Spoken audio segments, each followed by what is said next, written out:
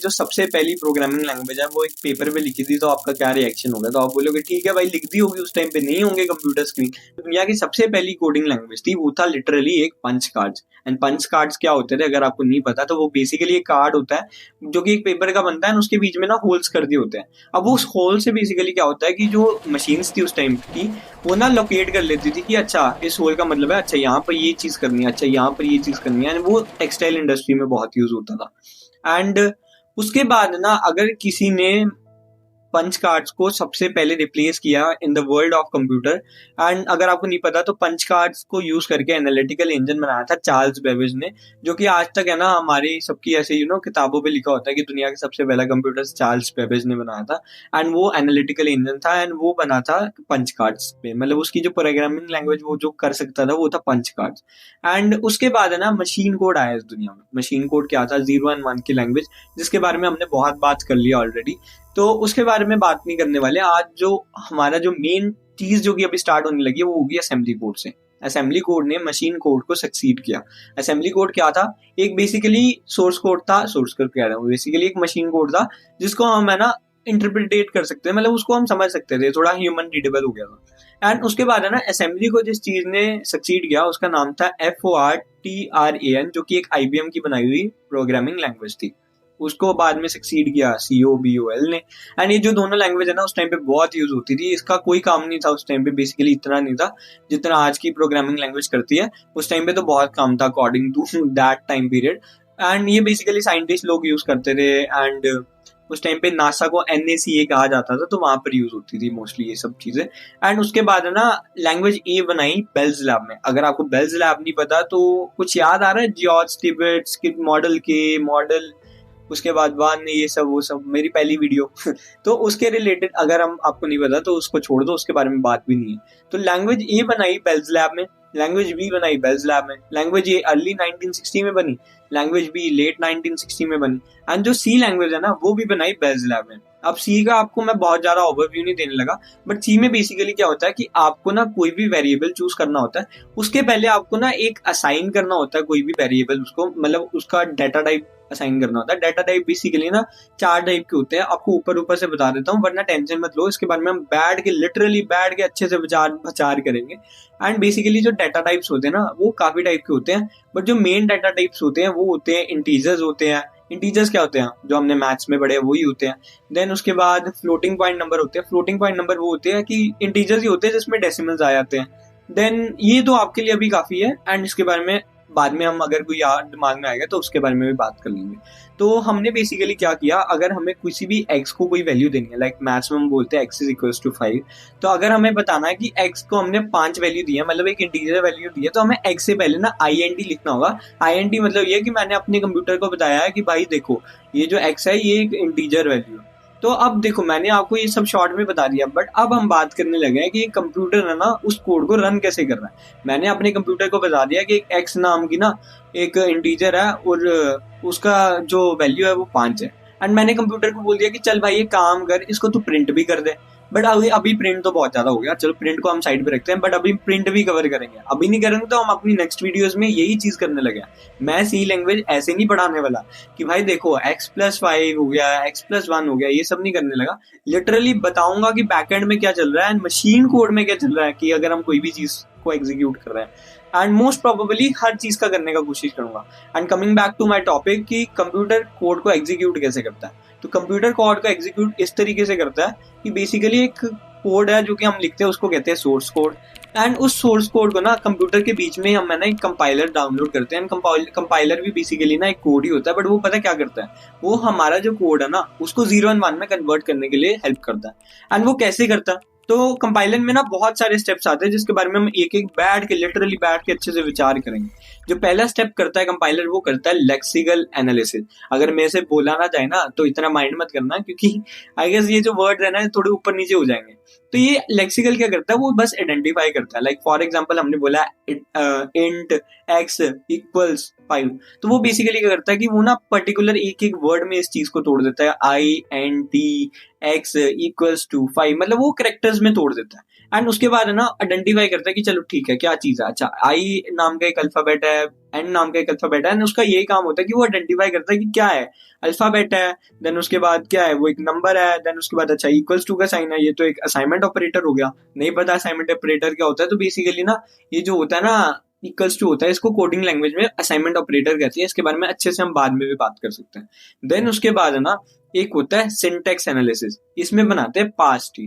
पास tree क्या होता है, पास ट्री ना बेसिकली क्या करता है, वो जो हमने चीजें आइडेंटिफाई की थी ना उसको वो ना एक ट्री या फिर आप कह सकते हो एक माइंड मैप के फॉर्म में ना ब्रेक डाउन कर देता है। लाइक फॉर एग्जांपल हमारे पास है ना कोई ऐसा चीज है, ठीक है, लेट्स से हमने ना असाइनमेंट दिया है कि एक है ना एक्स है, उसको हमने इक्वल्स टू कर दिया 5 के, तो उसने बोल दिया कि अच्छा ये जो एक्स है ये हमारा आइडेंटिफायर है, जो 5 है वो हमारा लिटरल है।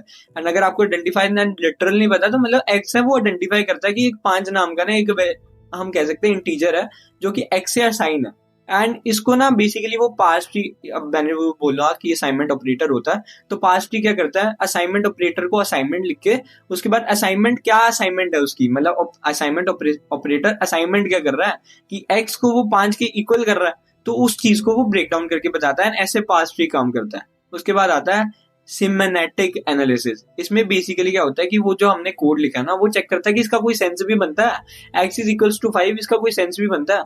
ये जो हमने बोला कि int x is equals to 5 इसका क्या सेंस है, अच्छा ठीक है, वो बोलता है कि अच्छा एक एक्स नाम का एक आइडेंटिफायर है जो कि आइडेंटिफाई कर रहा है कि एक 5 नाम का एक हमने ना इंटीजर है वो कि हमने एक्स में डाल के रखा हुआ है। हमने अभी ना जो हम ये चीज बोलते हैं ना वेरिएबल क्या होता है, वेरिएबल क्या होता है, वैसे तो मैं आपको अच्छे से एक्सप्लेन करूंगा, बट हम कह सकते हैं वेरिएबल ना एक कंटेनर होता है। तो हमने उस कंटेनर के अंदर है ना 5 टॉफीज डाल दी।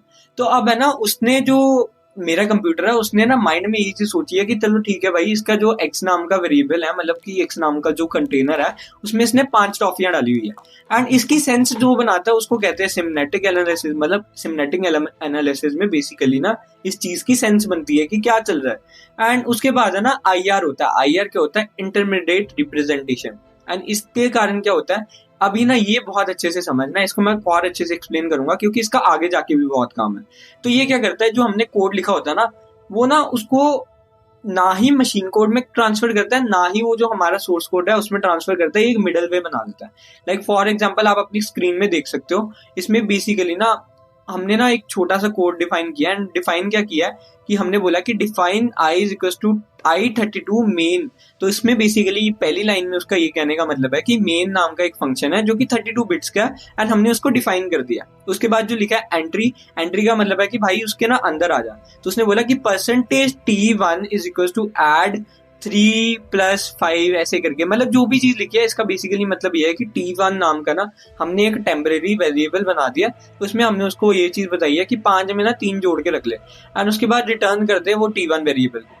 एंड ये बेसिकली आईआर ने लिटरली ना ही उसको सोर्स कोड में रहने दिया एंड ना ही उसको मशीन कोड में ट्रांसफर किया, एक मिडिल वे बता दिया, ठीक है।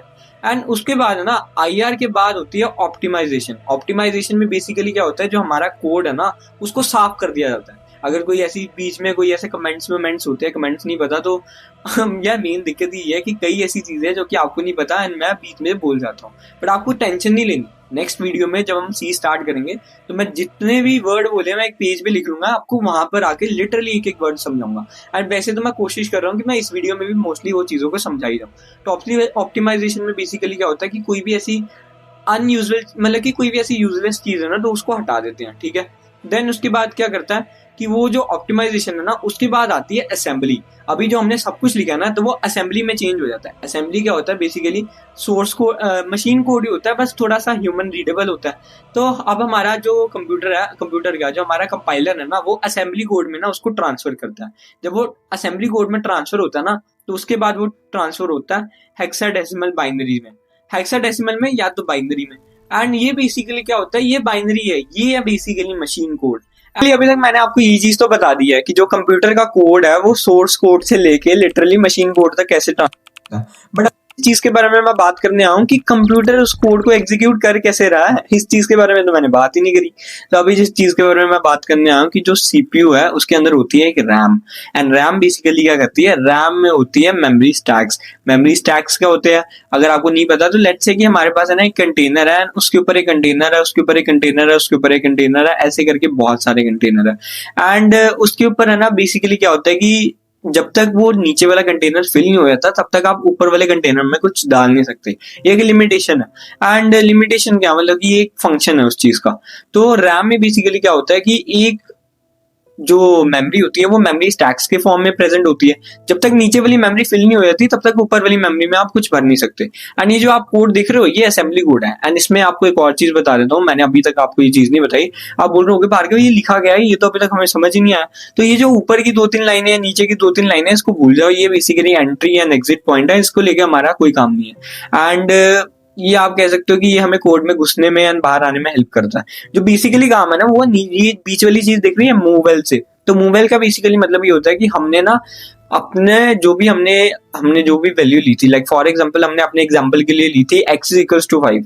तो हमने x को जो हमने 5 बोला ना, हमने उस 5 को बोला कि भाई तेरे को जहां पर भी मेमोरी स्टैक में ना, मेमोरी स्टैक में बेसिकली क्या होता है कि मेमोरीज फिल होती है, मतलब कि आप कह सकते हो कि डिजिट्स के फॉर्म में ना मेमोरी को फिल किया जाता है। तो हमने उसको बोला कि भाई देख जहां पर भी देखो ना x वाला वेरिएबल दिख रहा है ना, वहां पर जाके ना चुपचाप चला जा। एंड हमने ना उसको बोल दिया मूववेल कि तू वहां पर जाके मूव कर ले।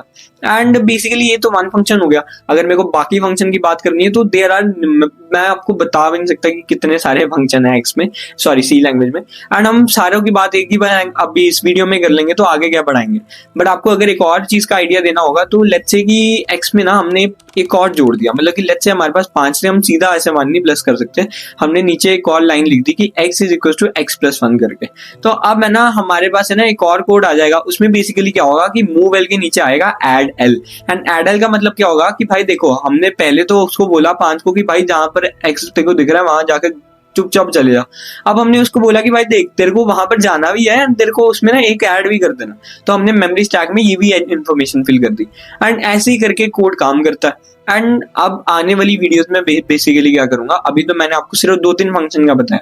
जो आने वाली वीडियोस है ना उसमें मैं आपको पर्टिकुलर हर एक फंक्शन का बताऊंगा।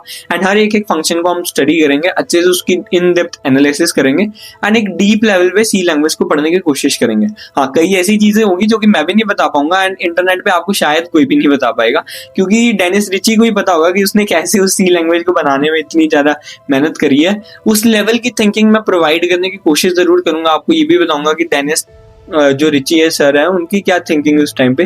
डेनिस रिची वो बंदा है जिसने सीरीज बनाई थी, if I forget to mention, अभी मेंशन कर देता हूँ। तो यही मेरा बेसिकली पॉइंट है and that's how the things are going to be in the next few videos. And now we are entering into the industry oriented part. But मैं आपको इंडस्ट्री ओरिएंटेड होकर नहीं पढ़ाऊंगा, मैं आपको एक ऐसा पढ़ाऊंगा कि आप एक क्यूरियस लर्नर हो एंड आपको सी लैंग्वेज लिटरली क्यूरियोसिटी आपको कि उसमें बैकएंड में क्या चल रहा है माइंड में, एंड ऐसे आपको सीखना। And that was it and thank you and I hope you enjoyed this and आपको एक ऐसी इन्फॉर्मेशन मिली होगी जो कि इंटरनेट पे शायद ही कहीं भी होगी इस पॉइंट ऑफ टाइम तक। एंड एक बहुत इन डेप्थ एनालिसिस मिला होगा कि एक कोड कैसे रन करता है, एक प्रोग्रामिंग लैंग्वेज क्या होती है और कैसे प्रोग्रामिंग लैंग्वेज में एवोल्यूशन आया एंड एक सोर्स कोड से बाइनरी तक का सफर। And that was it, thank you so much.